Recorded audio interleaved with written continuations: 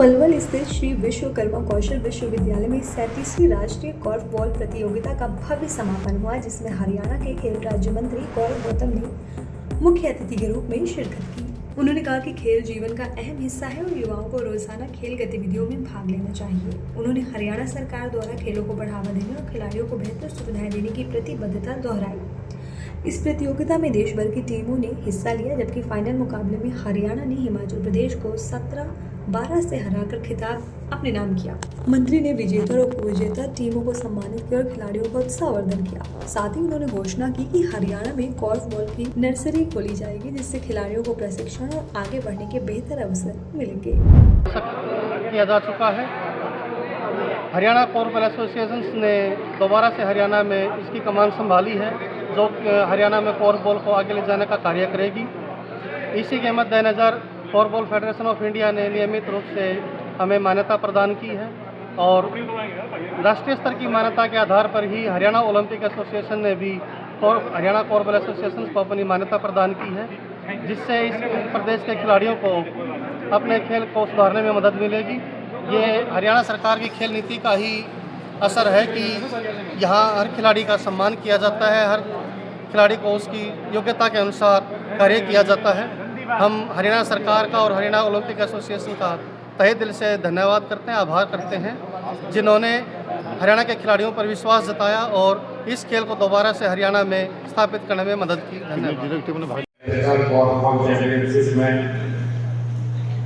इस विश्वकर्मा स्किल विश्वविद्यालय के इस प्रांगण में हमारे साथ उपस्थित कॉर्फबॉल के प्रेसिडेंट श्री हिमांशु मिश्रा जी, यहाँ के वाइस चांसलर महोदय आदरणीय दिनेश अग्रवाल जी, सम्मानित मंच और मेरे प्यारे छोटे भाई बहन हरियाणा के खिलाड़ी और हिमाचल के खिलाड़ीगण, साथियों, मैं आपका सिर्फ उत्साह और ऊर्जावर्धन करने के लिए इस चैंपियनशिप में आने का मुझे सौभाग्य प्राप्त हुआ और मुझे इस बात का सौभाग्य प्राप्त हुआ कि हरियाणा का खेल मंत्री होने के नाते इस नेशनल कॉर्फबॉल चैंपियनशिप को ऑर्गेनाइज करने का भी मौका हरियाणा प्रदेश को मिला। मैं आभार व्यक्त करता हूँ हरियाणा के लोगों ने, विश्वविद्यालय के सभी मैनेजमेंट के लोगों ने।